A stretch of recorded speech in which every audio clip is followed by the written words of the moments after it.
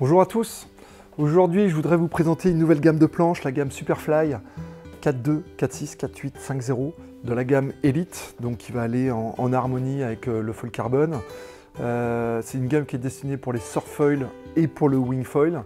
On va rentrer un peu plus dans le détail.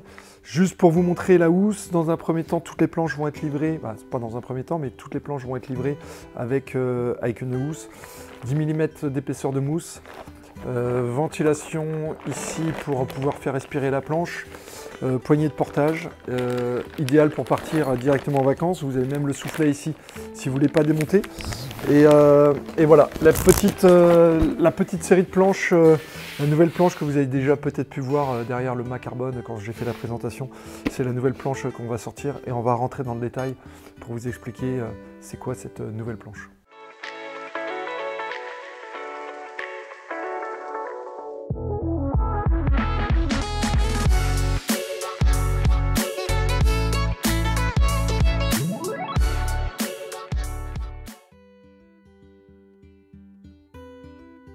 On a complètement changé la forme de la planche par rapport à la Fast Flyer qu'on pouvait avoir. On avait fabriqué la Fast Flyer en France, on continue à la produire. Cette fois-ci, l'idée, c'était de produire une gamme entière qui réponde en fait à des besoins différents, plus pour ceux qui veulent faire spécifiquement du surfoil ou plus de la wing et un peu de surfoil. Et c'est un mix entre les deux. La première chose qu'on a fait, c'est de recentrer le volume au centre du volume de la planche, qui correspond à peu près au centre de gravité du bonhomme et à peu près au centre du poussé du foil. L'intérêt de ça, c'est que ça permet d'avoir un volume plus centré au-dessus de ses appuis, et ce qui permet pour des gros gabarits de partir relativement tôt avec des petites planches. Par exemple, sur mon gabarit, 80 kg, je peux utiliser la 4.6 à 15 nœuds de vent, sans aucun problème, tout simplement parce que tout le volume, le maximum de volume est recentré là où j'en ai besoin pour pouvoir partir. On a changé l'outline de la planche, on a changé les bavelles de la planche, c'est-à-dire qu'en réduisant la largeur de la planche, c'est ce qu'on a fait sur toute cette gamme-là, en réduisant les largeurs de planche, on a fait des bavelles un peu moins prononcées, ce qui permet d'avoir une surface de contact avec l'eau plus importante, et plus importante à taille égale, et ce qui nous permet d'avoir une meilleure stabilité. Double concave à l'avant, plat sur l'arrière, cut-out sur l'arrière de la planche pour les libérer au moment du pumping et pour diminuer la traînée. Et on a des grands rails US ici qui vous permettent de régler un peu comme vous voulez la position et en fonction des plans, des foils que vous allez utiliser. Petite chose aussi, on a forcément, c'est des planches qui sont strappées, donc on a 3 positions de strap à l'arrière en latéral, 3 positions comme ça ici en latéral, donc et 5 positions dans l'axe et 3 positions en latéral, et devant on a double strap qui permet vraiment de switcher les pieds et d'intervertir et d'avoir un contrôle. Il y a certaines personnes qui aiment bien naviguer en faquille régulièrement et de rester uniquement dans les pieds sans changer les pieds. Là on peut décentrer le strap à l'arrière ou on peut le mettre en V si on a en diagonale un petit peu pour avoir un meilleur contrôle si vous avez besoin.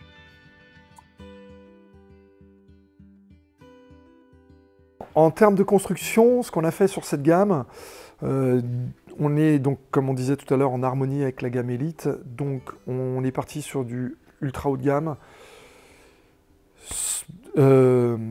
Sandwich carbone sur le pont, sandwich carbone sur la carène, 3 couches de carbone sur les rails.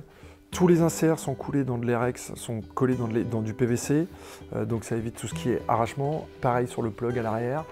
Et au niveau des boîtiers à l'arrière, de la même manière, puisque le maximum d'effort se fait au niveau du foil et au niveau du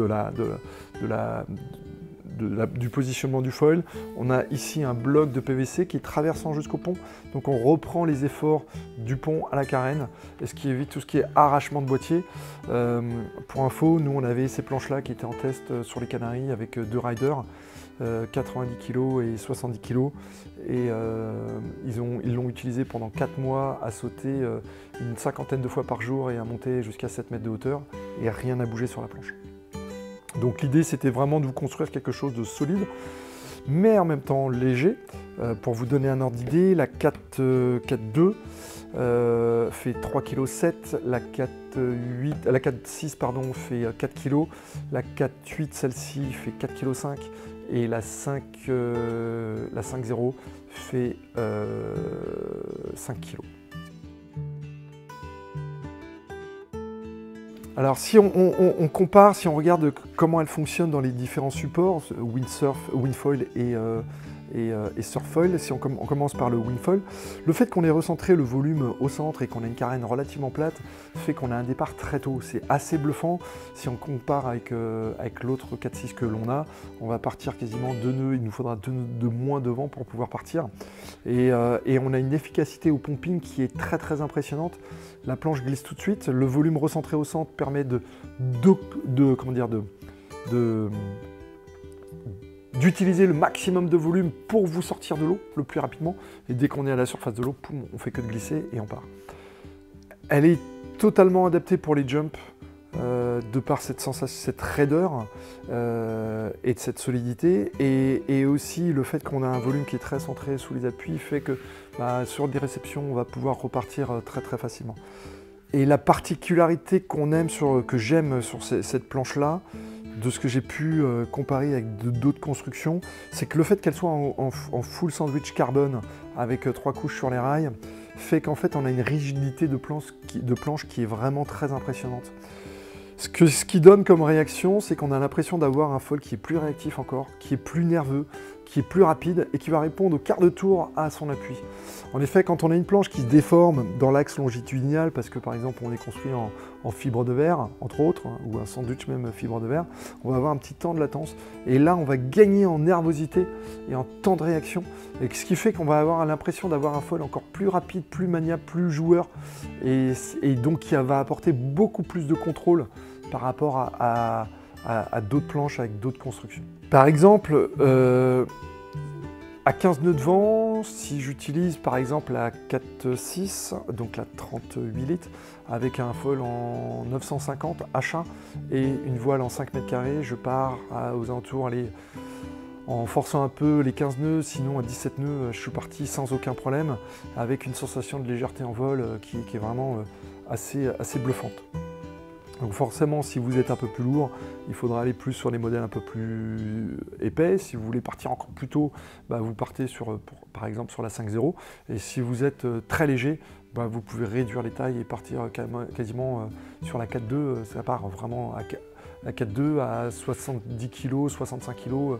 On part à 15 nœuds de vent sans aucun problème.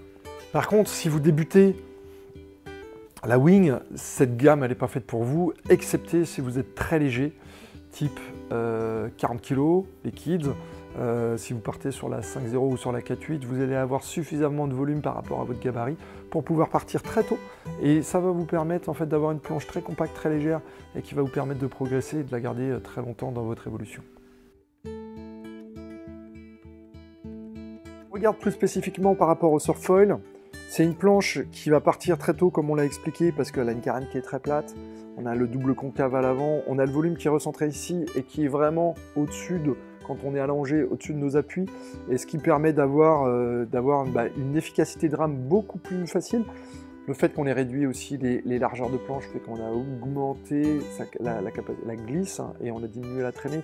Donc c'est des planches qui partent très tôt. Et en vol, le fait qu'on allège la planche au maximum fait qu'on a de la même manière et qu'on a une planche qui est raide, on va avoir beaucoup de nervosité, beaucoup de contrôle dans le foil, dans son positionnement, puisqu'en fait il n'y aura pas de déformation de planche. Donc à chaque fois que vous allez appuyer dessus, il y aura tout de suite une réaction et ça va vous permettre de partir tout de suite dans la bonne direction. Vous allez donc gagner en maniabilité de foil et vous allez gagner en efficacité de pumping. Le fait que la planche elle soit très légère, ça va vous permettre de pomper plus efficacement et donc de remonter au pic plus rapidement. En surfoil, si vous êtes débutant, type 80 kg, je vous conseille plutôt de partir sur les 5.0 ou les 4.8. Elles vont vous apporter un volume plus conséquent pour pouvoir ramer facilement sans vous fatiguer.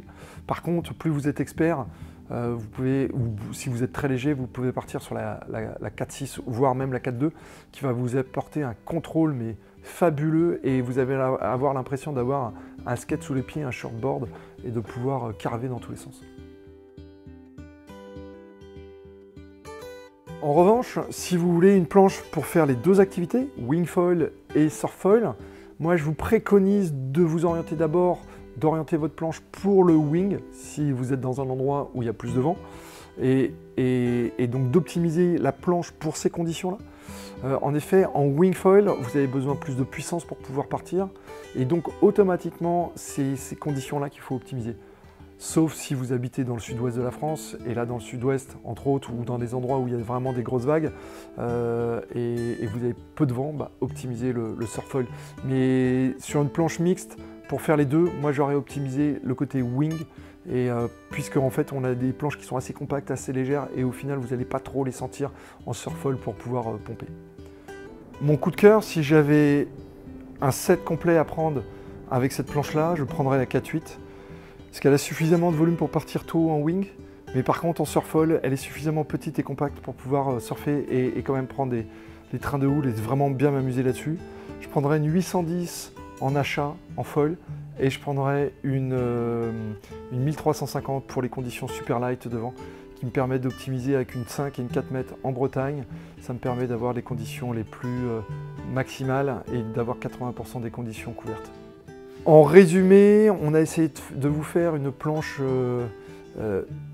ultra léchée qui va vous apporter vraiment du contrôle de la rigidité, de la légèreté et de la réactivité de foil. C'est vraiment comment dire, la continuité de votre foil. Et si votre foil est raide et que vous avez une planche qui est molle, en fait la rigidité du foil, vous la sentirez moins.